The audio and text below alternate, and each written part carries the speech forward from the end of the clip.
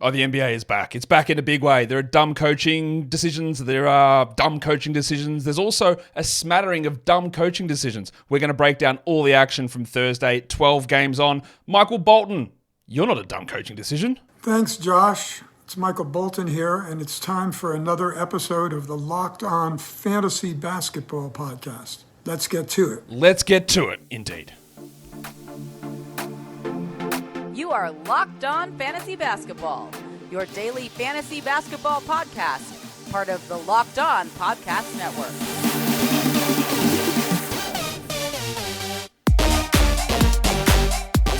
Hello and welcome to the Locked On Fantasy Basketball Podcast, brought to you by Basketball Monster. My name is Josh Lloyd, and I'm currently working on my own 52-part TikTok series.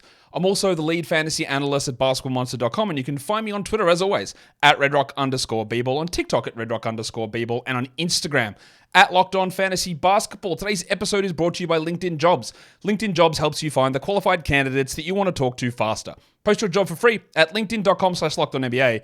That is linkedin.com/LockedOnNBA to post your job for free. Terms and conditions apply. Thank you also for making Locked On Fantasy Basketball your first listen every day. We are free. We are available on all platforms. It's even more important than ever to be a double banger right now because I've said this a couple of times, but from after this show, the audio side of our podcast business at Locked On, we're just making a change to who hosts our podcasts. So until Monday, US time, the audio shows will not come out. I'll probably drop them all in one big batch on Monday just to get them out there and you can listen back to them. Some of them won't be relevant, but you can do the right thing and just download them anyway. But it's important that you are seeing those videos on YouTube. Important to note, on YouTube, the Saturday look ahead show, the week 18 preview, the Sunday look ahead show, the Sunday waiver wire show, the Monday look ahead show, and the Sunday recap show will all be only on YouTube, and they will release at a later date, Monday afternoon, most likely, on audio side of things. So that's why it is really important to be a double banger right at this point. The NBA comes back with an absolutely insane 12-game schedule. Idiots, stop it. Stop it. Do you want people to watch this sport or not? 12 games is just too many. I don't understand the logic behind any of it, but that is okay because we're here to try and figure out what we figure out. And let's get to some news to start things off. We did get an update, in fact, from the Memphis Grizzlies. We got updates on 2 of their injuries. The old Memphis question marks answered some of our questions.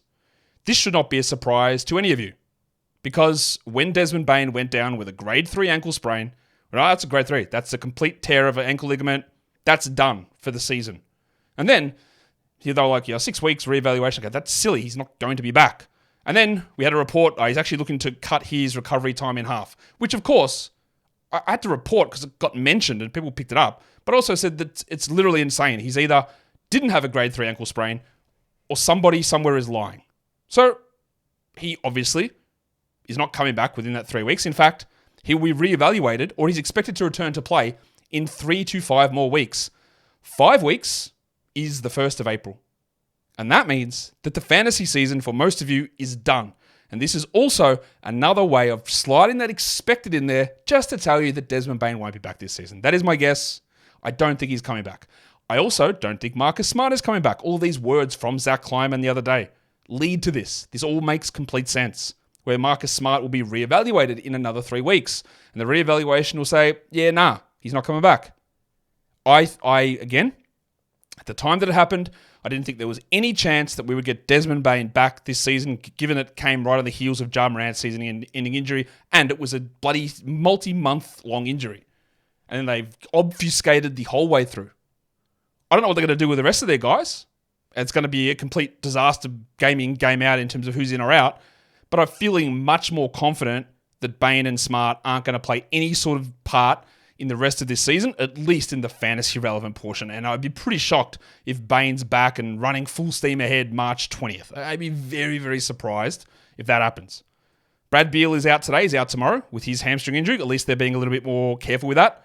Out of nowhere, Scoot Henderson, who played on the weekend on the Rising Stars Challenge, he's out with a groin issue, which apparently he had before the All-Star break as well. So I don't know what they're doing. I can say that for so many teams. Chris Paul is going to be back on the road trips. That's at least 3 more games out, including today. Isaiah Stewart got a 3-game suspension. Laughably small, laughably weak to give a 3-game suspension. It's less than a week of that gameplay. Less than 1 week suspension. It's an insanely low suspension.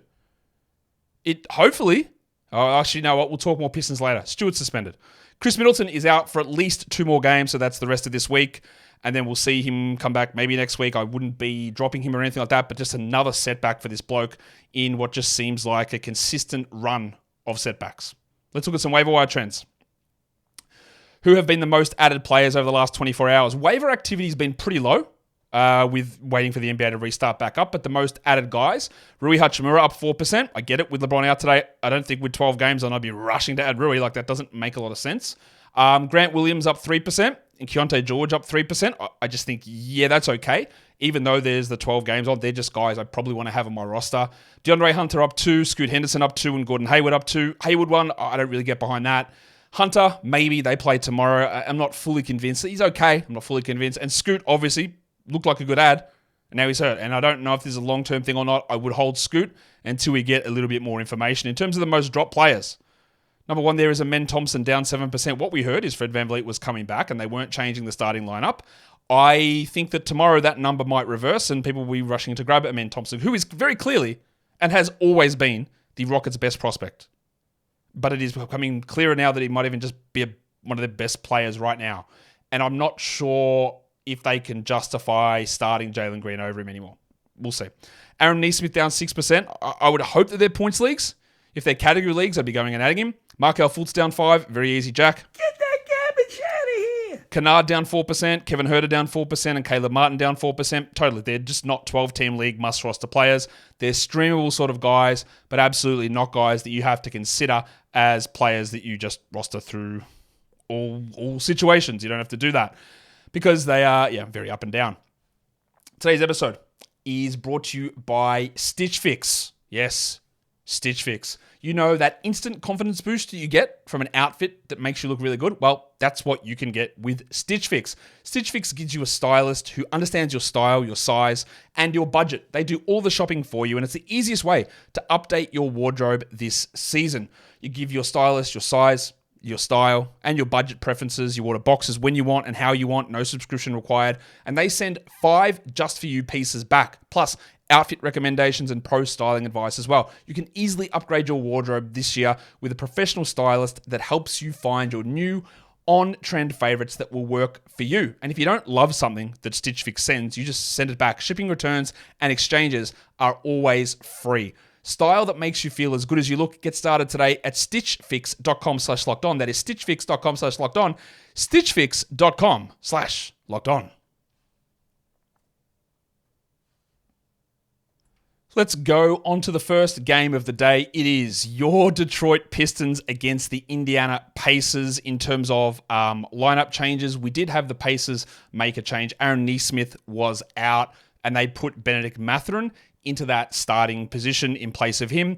But overall, just another embarrassing performance by the Pistons. They only lose 129-115, but that's not really the story because Monty Williams is either the greatest liar of all time, or he says what is the right thing and he knows what the right thing is to do, and he is deliberately trying to get fired to secure $75 million without working for the next 4 years.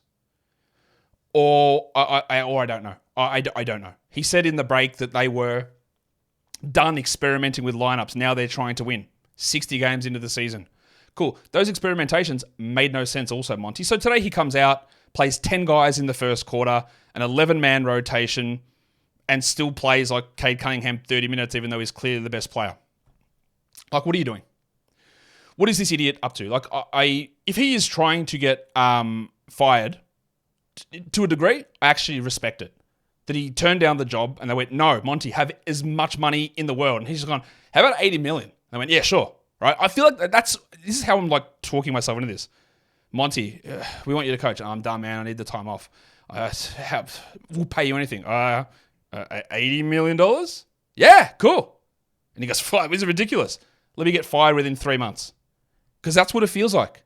Nothing that he's doing here makes any sense with these decisions.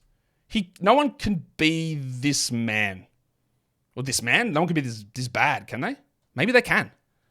Nothing makes sense with what this team does. The front office, the ownership, the jobs for mates and boys. Buddy Boeheim, 2-year, 2-way contract because Troy Weaver is mates with his dad and was on the staff there in Syracuse. After giving him a 2-way last year and he was the worst player in the NBA. This stuff is ludicrous. Anyway, Cade played 30 minutes only. He had 35 and 8. He shot 62% from the field with 4 threes. People still hate Cade, by the way. People are just so out on him. That means he's a massive dynasty buy low. I'm not he's been the 49th ranked player this season per game.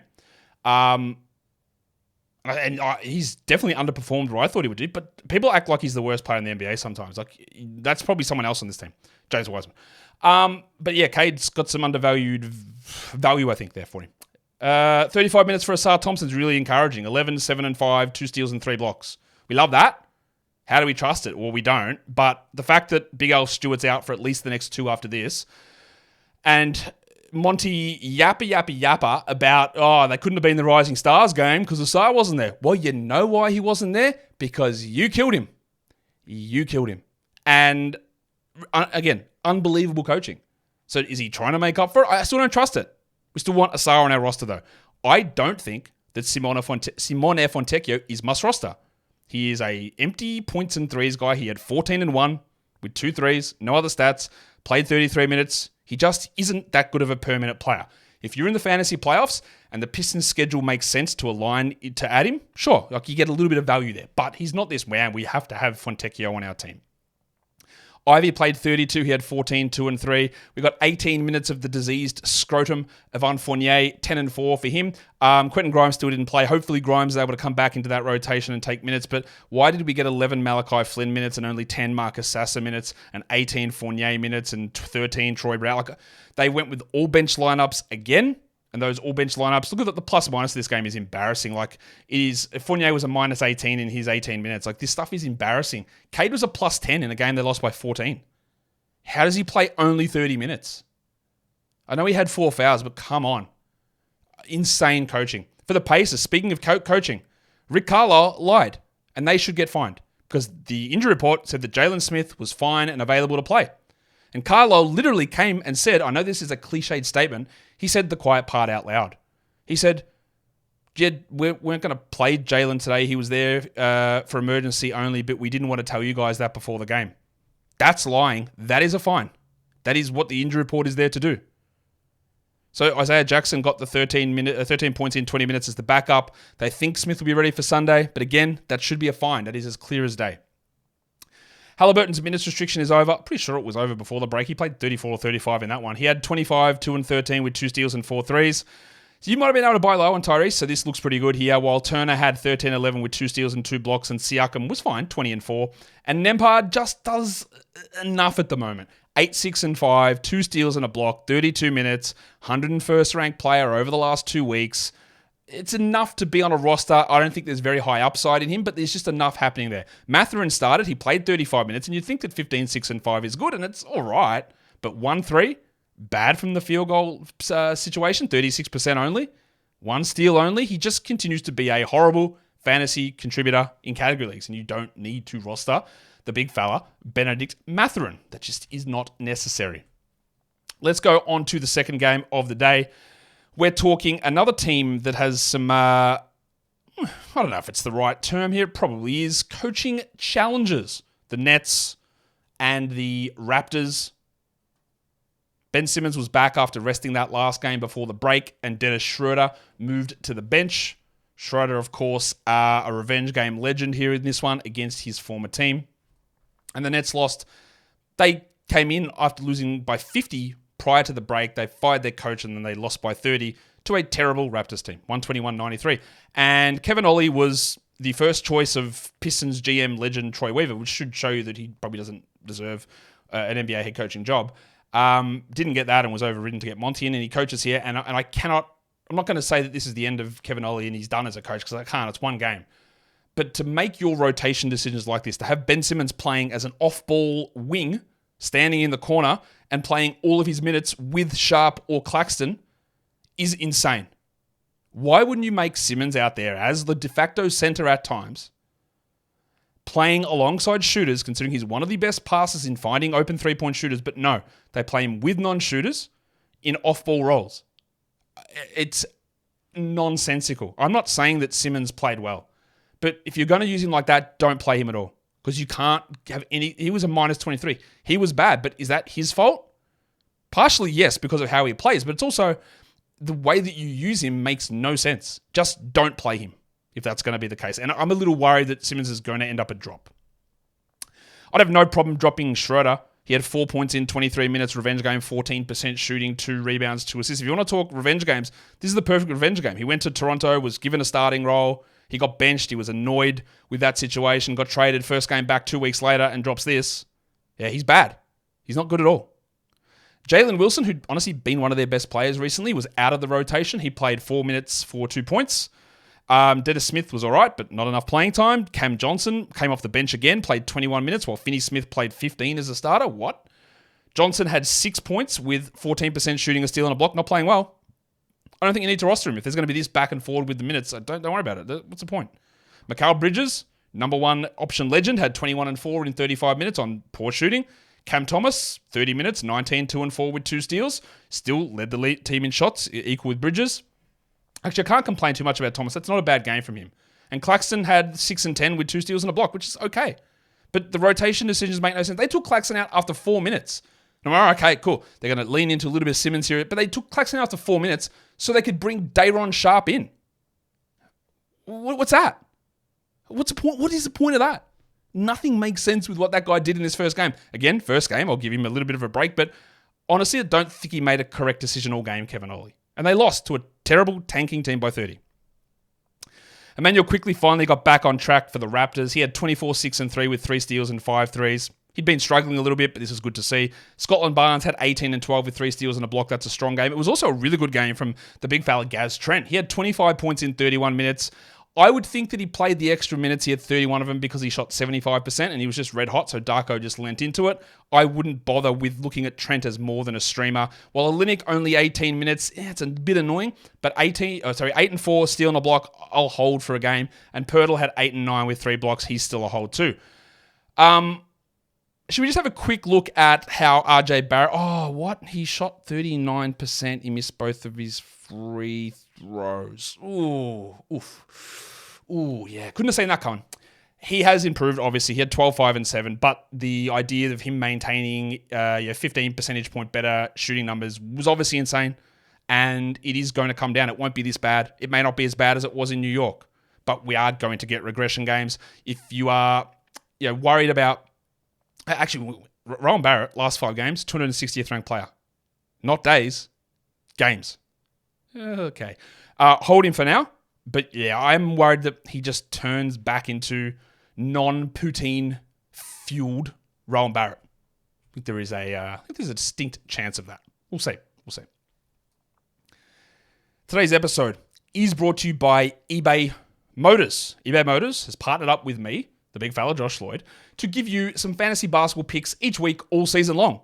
Scouting the waiver wire, we're trying to find the players that are guaranteed to fit on your roster. Trey Mann. I'm talking about this before that Hornets game is finished, but I just think that we shouldn't be leaving Trey Mann on the waiver wire. Mann is replacing LaMelo Ball at the moment. I think he can play next to LaMelo Ball. I have very little confidence that LaMelo Ball is going to play out the rest of the season, but that's fine. We just add Mann now, and we see what he's able to do. He's finally got an opportunity. The Hornets can evaluate whether he's going to be that guy moving forward. Probably not, but they can evaluate that, and that's where we get some fantasy value out of him. And he's still widely available on fantasy waiver wires. So take a look to see if Trey Mann is in your league, and have a look to see whether that makes sense on your roster. Because getting the championship team is about getting the players that are perfect fits. It's not always about this guy's got the biggest name or the most minutes. It's about finding the perfect fit. And that is the same with cars. And eBay Motors knows that. With over 122 million parts for your number one ride or die, you can make sure that your ride stays running smoothly. Brake kits, LED headlights, roof racks, bumpers, whatever it is that your baby needs, eBay Motors has it. And with eBay Guaranteed Fit is guaranteed to fit your ride the first time, every time, or your money back. Plus, at these prices, you are burning rubber and not cash. Keep your ride or die alive at ebaymotors.com. eBay Guaranteed Fit only available to US customers, eligible items only, and exclusions apply. let's go on to the next game. It is the Knicks taking on the Philadelphia 76ers. The Sixers welcomed back Nicola Batum, who was back from that hamstring injury. He slid into the starting lineup. Kelly Oubre moved directly to the bench. Cool. We got that one happening. I think I might have missed another lineup change in this one. Anyway, the Knicks made 2 changes there too, with Isaiah Hartenstein replacing Jericho Sims. Hartenstein was on a minutes guideline. And then Dante DiVincenzo returning and displacing Alec Burks from the starting lineup. I think I might have missed the Tobias Harris replacement. Let me just have a quick look on that. Apologies, because I think Toby may have missed the game prior to the break. No, he played. I was correct. That's okay. We're all good. So, the Knicks on the road, 110. The Sixers, 96 is the final score here. The Sixers still obviously missing Joel Embiid, but they're going to be doing that for a while. But most of their team is back, and they do get DeAnthony Melton back tomorrow. So how does this game look for the Knicks? Let's talk about Hartenstein. 11 minutes. What? Okay, when they said a minutes guideline, I thought, okay, Tibbs will keep him at 25 or whatever. No, 11. So a couple of things here. I would not drop Isaiah Hartenstein. I know he's had some persistent Achilles problems. I would not drop him here. If we see that this goes on for multiple games, then sure. We're not in the fantasy playoffs yet. If we were and he was playing 11 minutes, then I'd be like, yeah, move on. Like, you can't sustain that. I would hold here. Jericho Sims played 18 minutes. He had 4 and 10. It was a weird sort of game. We got more minutes of Achua at center in this one as well. So I wouldn't be too especially with the game going really small as well. I wouldn't be that worried. It's obviously annoying, but I wouldn't be that worried here about Hartenstein. Obviously, you drop Alec Burks. Get that garbage out of here! 7 points in 13 minutes. I will say something that sounds controversial, and again, it's if you are just focusing on individual game production, it sounds dumb. But I think this is a very clear Bojan Bogdanovic drop situation. I know the man scored 22 points. I know that. He also had 3 steals, not what he does. But he played only 24 minutes. And playing only 24 minutes, he needed to shoot 62% to get to this. He had 2 rebounds only. That's 2 games in a row that he's played where he's been under 25 minutes. And it's going to get worse if and when Randall and Anunoby return. Now, you don't have to drop Bojan Bogdanovic, but if you're in a situation where you go, there's a couple of interesting players on my waiver wire. Is Bojan my worst guy? Look, the answer might be yes. So if you do need to make that move, I wouldn't look at this and go, well, he scored 22, I can't drop him. You can. Because scoring 22 in this game in 24 minutes doesn't mean that there's another 22 coming in 24 minutes the next game. What's more important to me is the way that he's being used, and it's not great. DiVincenzo, 35 minutes. 16, 3 and 3, 2 steals, 2 blocks, 4 threes. These guys are always going to be sell high guys because they're waiting for players to return. Same with Josh Hart, who played 44 minutes.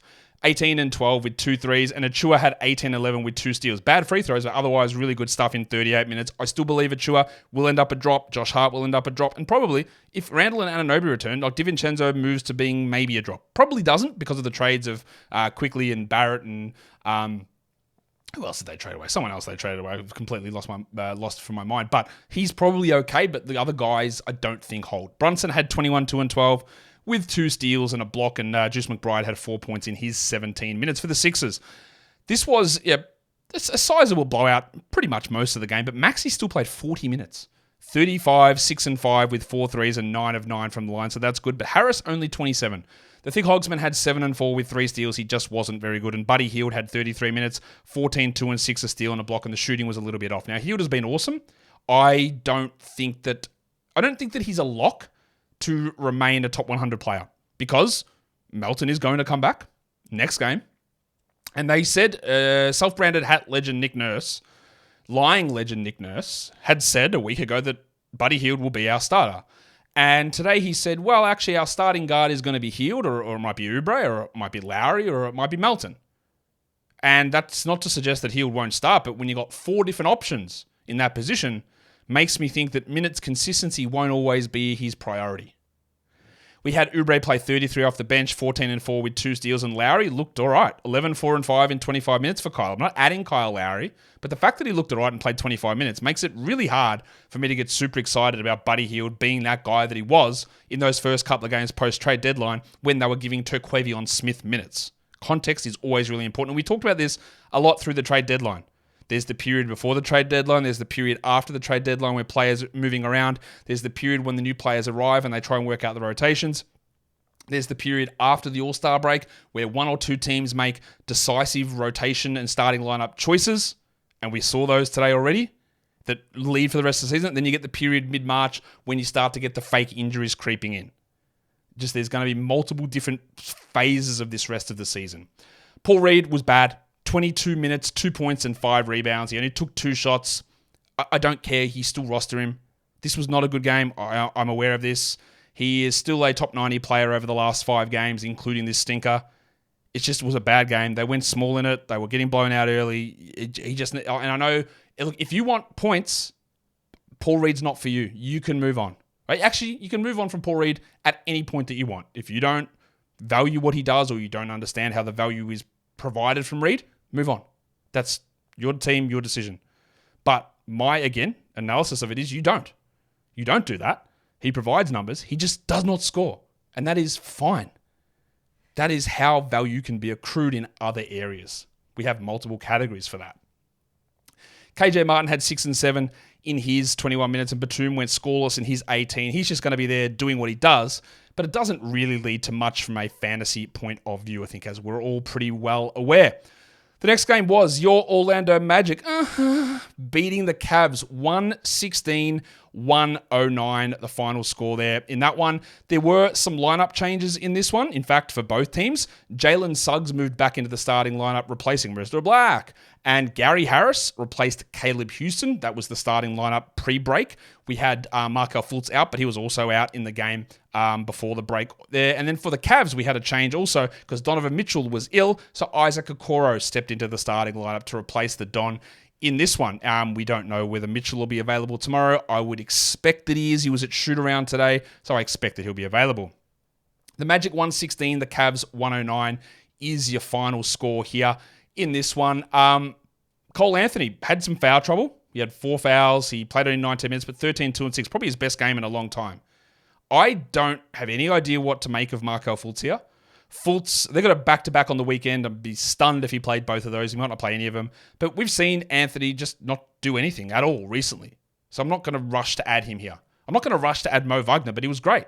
22 points in 25 minutes with 7 rebounds. We know that he can be a very high-efficiency, high-volume big man. It's not enough to look at him as anything more than a streamer for standard leagues.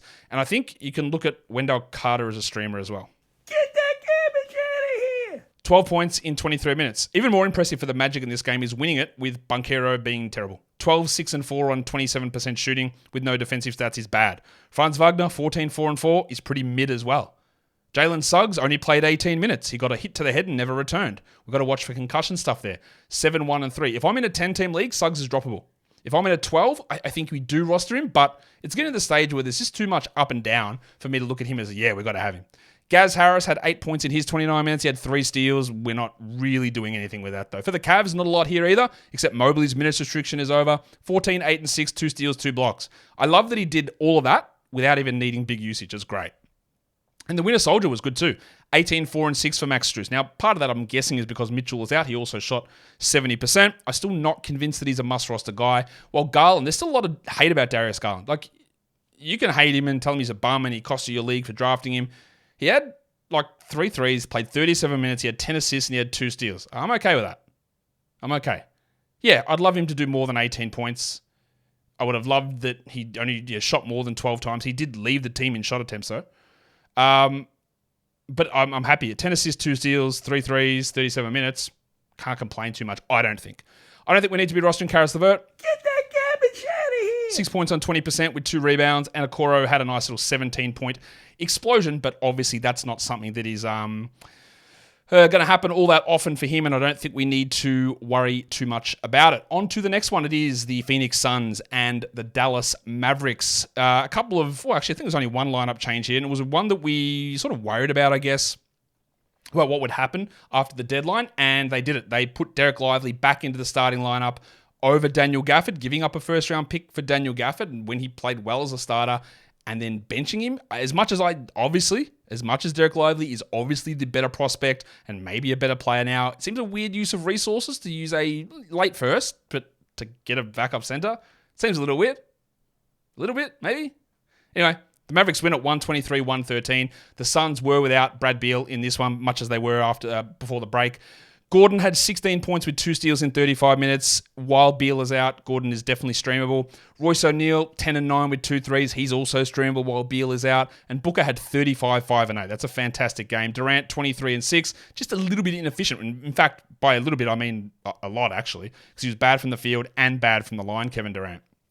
Nurkic only played 20 minutes in this one. Okay, look, he's been trending downwards pretty hard recently, so we keep an eye on that. 5 and 5 with 2 steals and a block, while Grayson Allen had 10 and 5, 2 threes. Remains a 12-team category must roster, but not a points league must roster player. Eubanks only played 6 minutes. They just went small. So we didn't really get like Eubanks getting those minutes, or DMP legend David Roddy getting minutes or anything like that, or Thad Young getting his center minutes, and Bol was out of the rotation. So some pretty weird rotational decisions again here from the coach. For the Mavericks, let's break down the center spot, because Lively started. He played 16 minutes. He had 5 and 4 with 2 blocks. Okay, Dan Gafford came off the bench and played 17 minutes and had 4 and 5 with a block. That's like bad. That's 33 minutes combined. I thought that we might get 40, 42 combined, and we get a little bit of Maxi Kleber and PJ Washington thrown in. And that might be the case, but they went to a lot of Kleber and a lot of Washington. As I said, Phoenix went small. Dallas went small. I think Gafford probably needs 24 minutes. I think Lively probably needs 28 to be 12-team league players. Neither of them sniffed it. So what do you do here? The answer to that question, I think, comes down to a lot of where you sit with your team and how you're feeling. I would suggest that it's going to be very hard to see how Lively gets 28, 29 minutes a night with Kleber, with Washington, and with Gafford there. That would seem almost impossible to me to be a regular thing. Gafford getting 24 is possible, and I'd probably like to give him a little bit of a leeway and hold to see where that goes. But I also understand if you say, well, this is not good and I'm going to cut bait. Remember, though, this is a really different matchup where both teams went extremely small, and that impacted the playing time. I would be a little bit more cautious and maybe hold one more, but this is a bad trend. Luka had 41, 9, and 11 3 steals. Huge.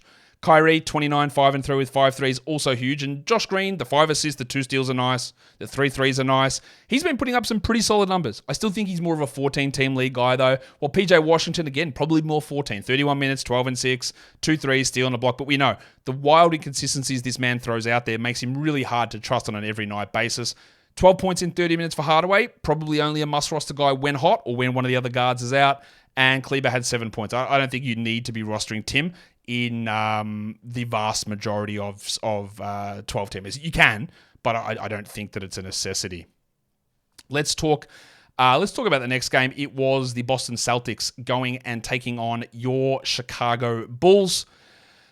Jaylen Brown returned from his 1-game sabbatical. He moved back into the starting lineup, replacing Slam and Sammy Hauser, and they did bench Andre Drummond, as we thought, the Bulls, because you don't want Andre Drummond and Vooch matching up against Tatum, so that meant that Alex Caruso stepped back into that starting lineup. The Celtics win it comfortably, 129-112 against play-in legend Chicago Bulls. Maximum Derek White was maximum, 28, 3 and 5, 2 steals, 3 blocks, 5 threes, lovely.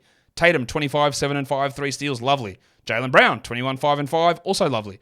Drew Holiday, 9 points, but 6 assists, 2 steals and a block, pretty good. Kristaps, 14 and 4, 30 minutes, 3 blocks, only 31%, but overall pretty good. And this is the problem with Al Horford. When somebody is out, Al Horford is a clear 12-team league player. But what we have seen is that when they're all in, Horford doesn't do enough. 0 points, 23 minutes, 5 rebounds. Again, if you are in a roto league, it's okay to put him on your bench, deploy him when he starts, all good. If you're in a head-to-head league, having to use that roster spot every day, it's hard for me to justify that as a must-roster player. It's hard to justify that. Hauser played only 19 minutes, and interestingly, Xavier T. Illman, the cashier, garbage time only. I don't know if that'll be the case every game, but he had 2 points in 3 minutes of garbage time, and they gave the backup minutes to Luke Cornett for the Bulls. Drummond played 17 minutes.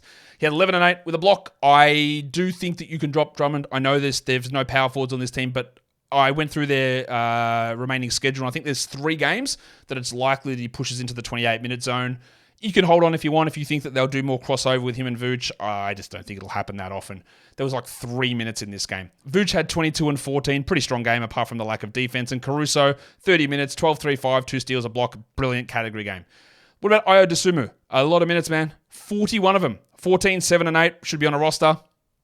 DeRozan and Kobe White, both terrible field goal nights. Kobe had 20 and 3 with 4 assists, and DeRozan had 14, 4, and 5. But overall, the production's okay. What was interesting is Julian Phillips played more minutes than Andre Drummond. I'm not saying we add Phillips at all. Like that, 20 teamers maybe. He had 9 and 2, but he had more minutes than Andre Drummond in this game, which again, I think is something we wanted to see what they would do in a lineup that wasn't the Cavs or the Wolves, and Drummond was basically a backup only. Let's go on to the next game. The Clippers and the Thunder in Oklahoma City. We had some lineup changes here because, I forgot to change that one. Apologies for how that graphic looks. But Kawhi Leonard moved into the starting lineup, replacing Amir Coffey. The Caruso Drummond one is obviously carryover from the last game. Embarrassing, but that's okay. Sometimes we make mistakes. So Kawhi was back. Coffey moved to the bench. Cool. The Thunder smacked him. 129-107, the final score here. Limited minutes for the Clippers guys because it was a blowout. So 29 for Harden, 31 for Kawhi, 36 for Paul George, revenge game, 14 points. He had 7 rebounds and 6 assists, while Zubats played 29 minutes. And that's what we wanted to see. Zubats' minutes limit is over. We wanted to see what the minutes would look like with Kawhi there, and he played 29, so we hold. We also got 28 Amir Coffey minutes. Obviously, some of that is blowout stuff. And Storm and Norman Powell had 31 minutes for 19 points, streamable only. Westbrook, 16 minutes, 2 points, 11%, 5 assists. How many jacks is that? Get that garbage out of here. I don't know. It's enough. You just don't need to roster Russell Westbrook in category leagues. For the Thunder, it was the beginning of the Gordon Hayward era, and he had 0 points in 14 minutes.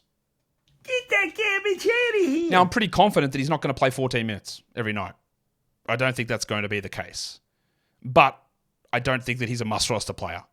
Unless somebody goes down, Giggity, unless someone gets hurt, it's probably going to be him. But unless someone gets hurt, Hayward just doesn't have enough to do or enough minutes to be a must-roster 12-team league guy. Interestingly, they benched Josh Giddey at halftime. Didn't really impact his minutes. He still played only 23. He had 12, 5, and 2. He's not a 12-team league guy. They started Isaiah Joe in the second half, who had 9 points. Hall Pass legend Lindy Waters played a minute. I just wanted to mention him because that video was absolutely deranged. I don't know if you saw it, where the lady or the guy and the girl were talking about, if he said, hey, you can go and root someone guilt-free, who would you do it? She says, yeah, I'll do it. And they go, who? Oh, yeah, probably Lindy Waters. What? Oh, good old Lindy, huh? Kaysen Wallace had 7 points with 4 steals and 3 assists. Good game from him. And Chet, 17 and 10 with 3 blocks. But a lot of the same. Hey, it was a good Lou Dort game. What was going on here? 19 points, 3 threes, and 2 blocks. Don't trust it. Don't trust it. Shea had 31, 4, and 8 with 2 blocks. Another big one from him. Well, Jalen Williams, 54 from the field. He's pretty good, obviously. 3 blocks is nice. 18, 4, and 6. A nice, solid Bronco game. Unfortunately, he was only 2 of 4 from the line. But overall, everything else there looks pretty good. On to the next game, which was the Houston Rockets and the New Orleans Pelicans. We had the Pelicans just saying, you guys are trash and we are going to smoke you. And that is exactly what happened in this one. There were some lineup changes. Fred VanVleet returned. Amen Thompson moved to the bench for the Rockets. Brandon Ingram was out ill, and Trey Murphy moved into the starting lineup there. So the Rockets were full strength. The Pelicans were without Ingram and Dyson Daniels. And they still killed him, 127-105. Let's talk Rockets. Let's talk Amen Thompson. 28 off the bench, 22, 5, and 4, 3 blocks, 69% from the field. That's amazing. If he's 28 a night, he's a very, very clear must-roster player. I said over the break that they could make a starting lineup change, and I think they would start Amen. They didn't, and I was like, okay, cool. VanVleet's coming back. And you know what? I'd like to think that I said, let's hold Amen for one game, but I don't actually remember. I might have said you can move it on and drop, and that might be wrong. That is wrong. If I said that ended up being wrong. But I don't actually remember. But that's whatever. Because he played awesome. Jalen Green played 24 minutes. Green is bad. Thompson is good. Easy. Go and add Amen if he was dropped. I don't know that this means there's permanent changes coming here, but that's really important. Cam Whitmore returned. He had 13 in 24 minutes with 2 blocks. I don't think that we're adding him in 12s. Well, Jalen Green had 10, 4, and 2. I could not jack this bloke harder. Get that garbage out of here. 10, 4, and 2 with 2 threes. He might have some good games. Sure, yeah, absolutely. He's still outside the top 150 for the season. He's outside the top 250 over the last 2 weeks. He stinks. And Jabari Smith, not much better, honestly. I'd rather hold Jabari than Jalen. He had 9 and 4 with 2 threes there. Şengün was getting cooked by Valanciunas early. He did end up with 20 and 9, but it was not a very good game from him. And Dylan Brooks with Van Vliet back only played 27 minutes. Van Vliet's return, 7 points, yuck. 30 minutes, but he had 6 assists and 2 steals, but only 25% shooting. Just honestly, a bad game all around from Houston. But the good thing is, I think Amen Thompson's going to be a star. I think he's going to be a star. For the Pelicans, what a game from the star, Herb Jones. Unky Herb had 17 points in 37 minutes, but who cares? That's not what it's about. He had 3 threes, he had 5 rebounds, he had 4 assists, and the steals, man. Like, that's a lot of steals. Now, the steals, the teams... So this is what's weird. I saw the Pelicans tweet out that he had 7 steals. This ESPN box score says he had 5 steals. Our stat provider says he had 6 steals. So I don't know what to believe anymore. The numbers just consistently get corrected a million times a day. So let's just say that Herb Jones had a lot of steals. Maybe 5, maybe 6, maybe 7. I don't know. But it was great. And with Daniels out, we are getting a lot more Herb Jones, and that is really bumping his numbers up. Valanciunas, 27 minutes with no Ingram, 20 and 14. And we talked about that, I don't know when it was, in one of the shows, saying, if Ingram is out, do they just have to lean into more Valanciunas for offensive output? And the answer is yes. Zion had 27, 3 and 10, 2 steals and a block. I know it's easy to hate on Zion, and people have done it all season. He's actually rolling at the moment. He's 20th over the last 2 weeks. And that's not even any punt situation. He's starting to play well. CJ had 28, 6 and 6, no defensive stats, but good numbers. And Trey Murphy, you love those defensive stats. 3 steals and 3 blocks. Again, but that could turn into 24 blocks and 1 steal, according to the way stat corrections seem to happen all the time in the NBA. But no, we're still, ESPN also has 3 and 3, so we're sitting all right there. Trey had 13 points on poor shooting. Great value, great numbers, but again, it's Ingram out. I don't know how much I trust Trey as a must-roster guy. To me, he's very much borderline. Even with Dyson out, he's very borderline. Alvarado, he's turning into a nice stream. 11, 2 and 7, 1 steal, 2 blocks. Probably more 14 than 12, but enough there to get marginally interested in what he's doing. Let's go on to the next game. The Charlotte Hornets go into Utah and knock off the Utah Jazz. And there was a change to the starting lineup for the Jazz. And we talked about, let's watch to see what happens with Taylor Hendricks after the deadline. Maybe they'll bench John Collins and see what happens with him and Walker Kessler. No, they just started Taylor Hendricks straight over Walker Kessler.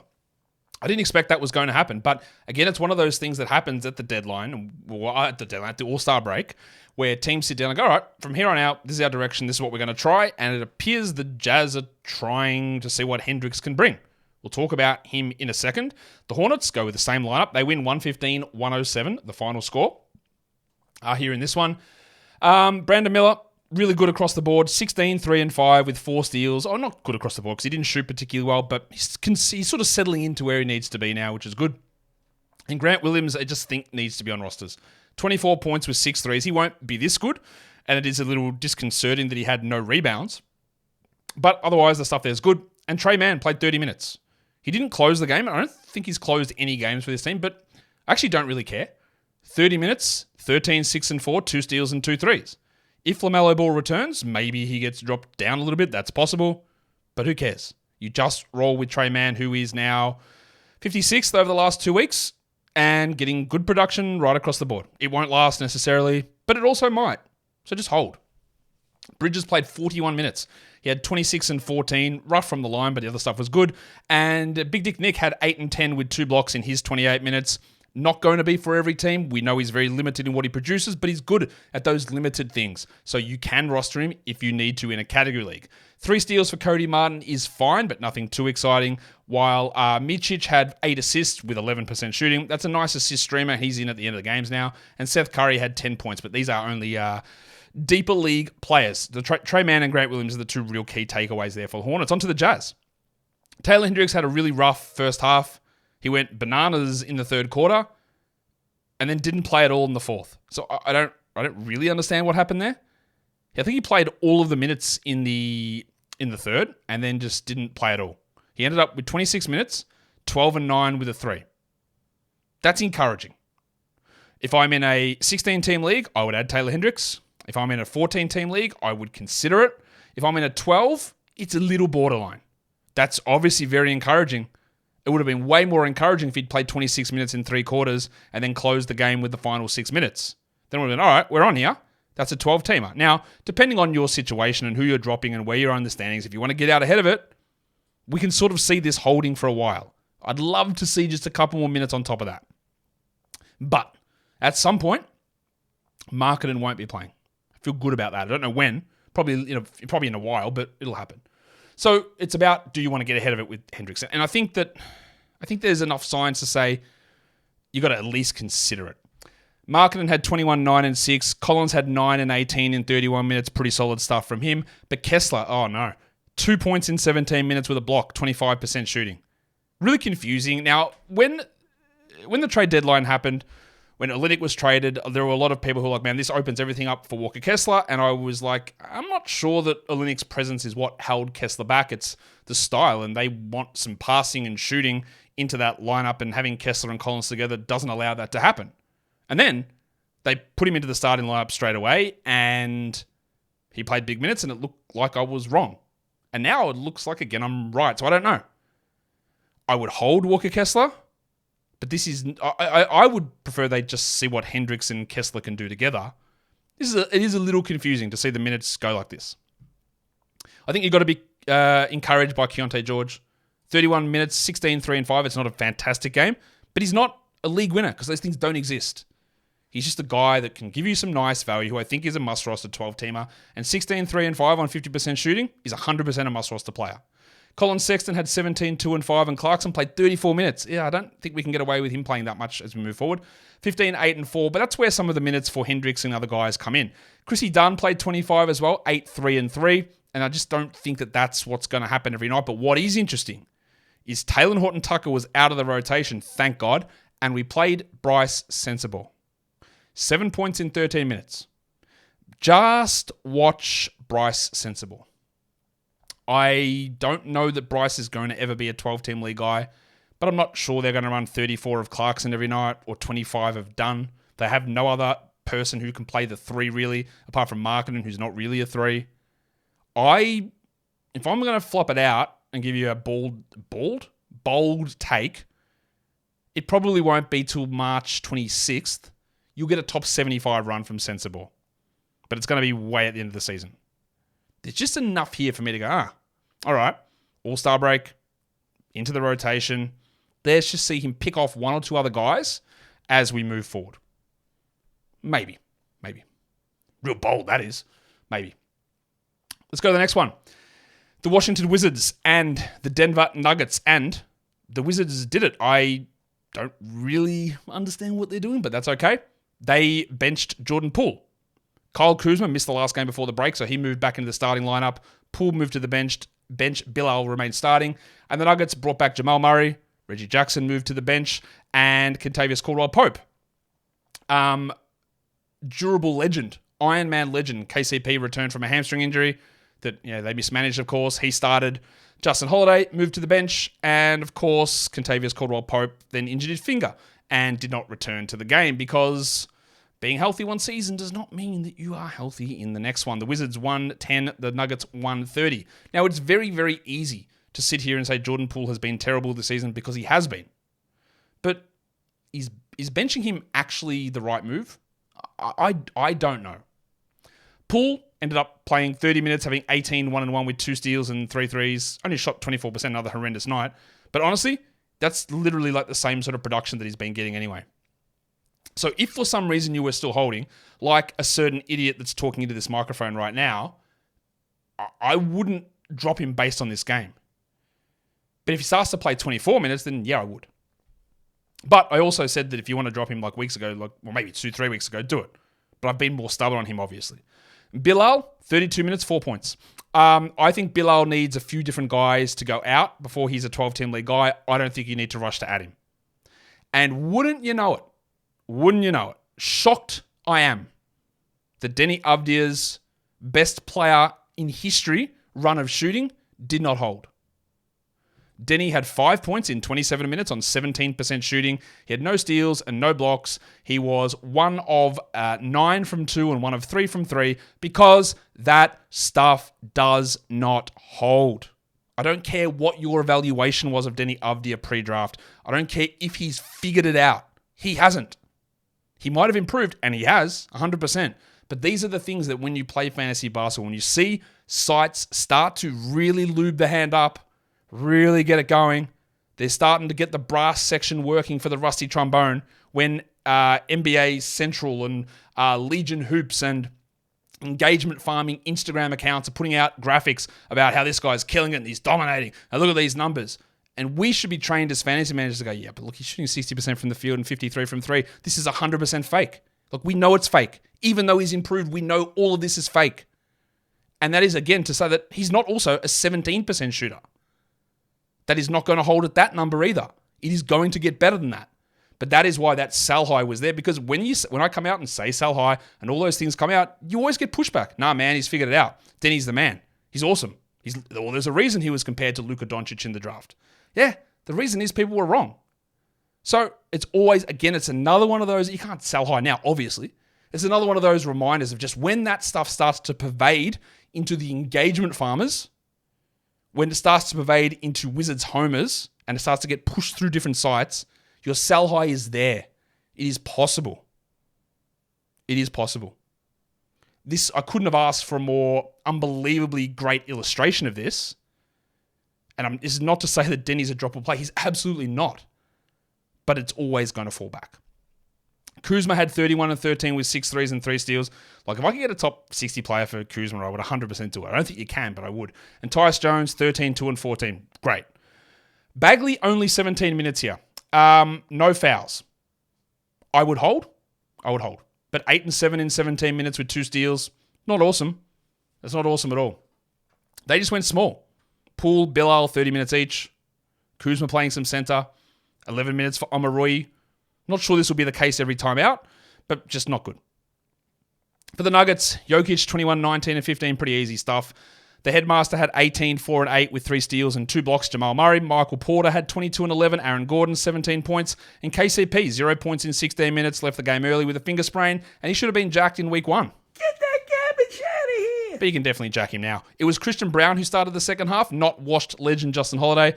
Brown had 12 and 10 with 2 steals, probably his best game of the season. We're not adding him anyway. I'm not sure if KCP misses time here. Maybe he does, maybe he doesn't.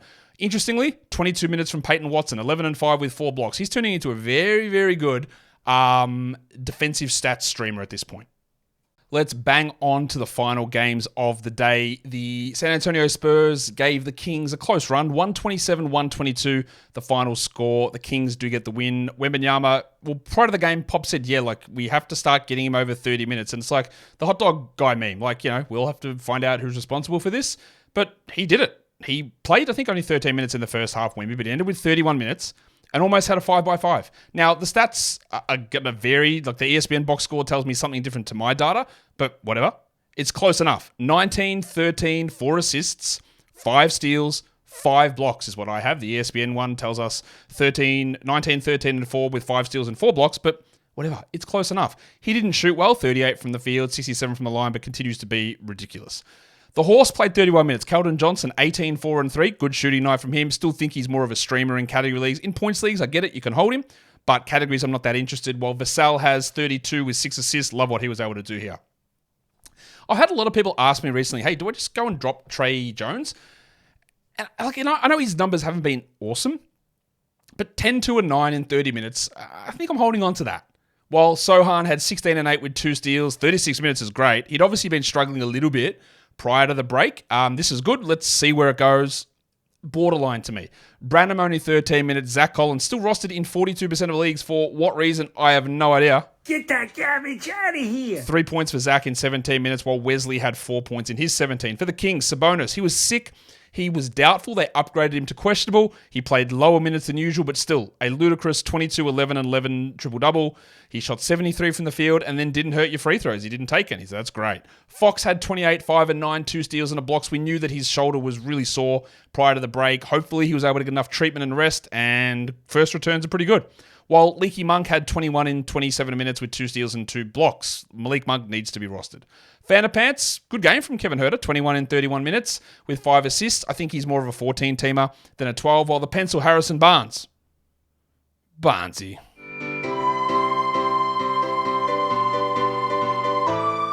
17 minutes for 5 points. Yeah, like he's still rostered in the Zach Collins-esque 45% of leagues. Get that garbage out of here. And Keegan Murray, not great, but better. 16 and 4, no assists, no steals, no blocks. The Ryan Anderson triple threat. He had 2 threes in his 35 minutes. He's obviously been playing poorly. This was an improvement, and that's what we want to see. We want to see things get better. Let's do the final game of the day. The Lakers and the Warriors. No LeBron for the Lakers. So pretty comfortable victory here in the end for the Warriors. 128-110. The LeBron didn't play for the Lakers first game or last game prior to the break anyway. So they went with the same starting lineup. That meant big minutes for Taurean Prince, who played 32. He had 12 points with 2 threes. That's obviously only deep league streaming. And the same with Rui Hachimura. I know everyone loves to add him. 8 points in 32 minutes. With 2 blocks, but 8 shots, 38%. He's no more than a streamer, and we don't roster Spencer Dinwiddie. Get that garbage out of here. 18 minutes, 5 points, 33%. Austin Reeves had 16, 2 and 4, which is all right. Russell had 18, 5 and 9, which is pretty good. And Davis had 27, 15 and 3 blocks. Now, LeBron might be ready tomorrow. I think he probably will. And Jackson Hayes played 18 minutes, 7 and 7 with Christian Wood out. But we don't need to worry with Prince. We don't need to worry with Hachimura. We don't need to worry with Dinwiddie. The guy that got a lot of minutes, which I like because he's good, Max Christie, 9, 3 and 6 in his 29 minutes. For the Warriors, they went with the same lineup, Klay Thompson coming off the bench. And the antidote to Klay Thompson being good again is not coming off the bench. Klay had 3 points on 11% shooting in 28 minutes. He had 5 assists. Sometimes I think I talked about this in that last show before the break, saying that something will happen, like Klay moving to the bench. He'll get red hot, and people go, see, that's all he needed. Motivation. He needed the freedom of playing and being a gunner off the bench. And sometimes it's just coincidence. And when those two things happen, we conflate them together to mean that that's what's going to happen each time out. Where in essence, I think the reality is Klay's just not very good anymore. I think that's probably the overall statement. He will have good games. But overall, I just think he might not be good anymore. As for what do you do with Klay? If I'm in a 10 team, I am not bothering to hold. If I'm in a 12, it does get a little bit more tricky. But what's he done this year that would suggest that he's a must-roster player? Not a lot. Steph was great. 32 in 32 minutes, 8 assists and 3 steals. And Trace Jackson-Davis. This man, when he gets minutes, he's just very good. Now, he didn't really play much early on, but ended with 17 and 5, 2 blocks in 15 minutes. Just keep an eye if they ever decide to make the move to play him over Šarić and especially over Looney. It takes a while for Kerr to make these calls, so we'll see what they do. We need to do John Kuminga watch, and oh no, it's back to old Kuminga. 12, 3 and 3 in 24 minutes on 42 from the field and 50 from the line. We knew there was a lot of unsustainability about stuff that he was doing, and it has fully regressed. Not only has it fully regressed in shooting, but the minutes are down.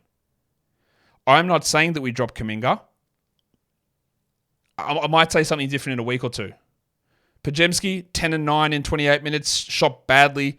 I think he's more of a points league guy than a category league guy, and then we'll have to reassess it all when Chris Paul returns next week. But for now, we hold. Draymond had 8, 7 and 5, and Wiggo, 20 points in 28 minutes for Wiggins with 2 threes. Still more of a fringy guy, but probably does deserve a roster spot over Klay, to be honest. Not much else going on there. Lester Quinones had 7 points in his 14 minutes as well. So let's go through now and have a look at the stream of the day. How did we do on the streams of the day? Well, the 10-team stream of the day was Precious Achiuwa. That worked out pretty well. He just needs to be on rosters. 18-11, 2 assists, 2 steals, and a block. Your 12-teamer was Andy Nembhard, 8, 6, and 5 with 2 steals and a block. Again, people will often look at 8 points, that's nothing. But the rest of the stuff is all 12-team worthy. And at the moment, he's at least reasonable to have on your team. The 14-teamer was Chris Dunn. He got 25 minutes, but he didn't bring what we needed, 8, 3, and 3. I think he's okay to hold in 14s, but I'm not 100% convinced on that. The 16-team stream of the day, absolute W. TJ McConnell had 16, 6, and 5 with 2 steals and a block. He needs to be rostered in those leagues. Your points league streams was Nembhard. Yahoo, he had 29.7. That's a W. And ESPN, he had 32. Also a W. When you get 30 fantasy points off the wire, I think you can be feeling pretty okay that result is what you want. Who was the monstrous line of the night, though? That's the big question, because there are a couple of options we could have gone with. But in the end, we do go to, if I can find the right page where I'm supposed to be, we do go to Devin Booker's father. Luka Doncic has 41 points with 9 rebounds and 11 assists to just post another huge game. He has been obviously great this season. If you could if you get Shea back in a trade, you do it. You do it. You do it if you can do it. But we'll see whether you're able to actually pull that off, giggity. The waiver wire line of the night, the best performer from a player available in over 50% of fantasy leagues. We are going to the big fella in Toronto, Gaz Trent. He had 25 points. He hit 5 threes. He shot 75% from the field. They gave him extra minutes because things were going well. I don't think we look at him as more than a streamer, though. Your young gun of the night, you're going to be real shocked to know who this is. We've never seen this guy here before. He probably should savor this moment. It is Victor Wembanyama, who had 19, 3, and 5 with 5 steals and 4 blocks, or 5 blocks, or however you want to look at it. He's ridiculous. He's a top 3 pick next season. I feel good about saying that now. I take him over Embiid every day of the week. Do I? Well, I haven't done projections, but I'm maybe hyperbolizing, which isn't a real word, but it should be. So, yeah, Victor's great. The dud of the night. Who was the guy widely rostered who stunk the most? Well, I think it's this guy, Denny Avdia. 5 points, 4 rebounds, 17% shooting on decent volume, no defensive stats. Bad night from Avdia. 2 other guys you could have chucked in there, but Avdia, on my metrics, was the worst player of the day. And that's how it sometimes works. Your top 6 players who are our top 6 in categories. We already know who number 1 was. It was, of course, Luka Doncic. But who came in behind him? Well, I didn't even mention this in the Nuggets game. Jokic had a huge triple-double. 100% from the field. 21, 19, and 15, 100% shooting. He missed a free throw, so blotted his copybook, so to speak. But huge from Jokic there. So Doncic, then Jokic, maximum Derek White, Devin Booker, Sabonis, and Steph Curry comes in at number 6. Your top 6 players rostered under 50%, Gaz Trent at 1, followed by TJ McConnell. McConnell, deeper leagues, Trent, streamer. Amen Thompson. I just wish we would hear, yeah, we're starting him, but go ahead, add him and let's see where it goes, because it was bloody obvious today who should be playing. Vanderpants, Max Strus, Lou Dort. I don't look at them as must roster, but also if they were on your team, I'd go, that's totally okay. Look, that's fine. But they're not guys I go, man, I cannot wait to have Herder doing his thing for me all through the fantasy playoffs. He's there. He's useful enough sometimes he's not. I think that's sort of where we sit with someone like that. And your top 6 Yahoo points performers for the day. Number 1 was Luka Doncic, followed by Victor Wembanyama, Nikola Jokic, the future MVP Kyle Kuzma, Shai Gilgeous-Alexander, and De'Aaron Fox. So, what are our major takeaways for the day? I think grabbing Thompson makes a little bit of sense. Well, Asar in there as well. I think Hendricks, it's an interesting one. I don't know where that's going to go as we move forward, but some promising signs. Andy Nembhard, probably worth consideration as well. Simone Fontecchio, not sure you need to consider him a must-roster guy. You can drop if you want. And I think the same goes with Derek Lively. I just think he needs unfettered access to 28, 29 minutes. And given the way they're set up, I don't really think that's going to be possible, to be honest. So, the NBA is back. Fantasy playoffs are coming up soon. And we just dropped a big 12-game recap. So, you are here now, but you know what you need to do. You need to be a double banger. You need to subscribe and notification bell on YouTube because like I said, there's going to be a bit of a delay in some of the audio-only shows. So make sure you're watching them on YouTube, and then we can go back to the audio once that little transition happens and fixes up for us over here. Guys, we are done here. Thank you so much for watching, everyone. See ya.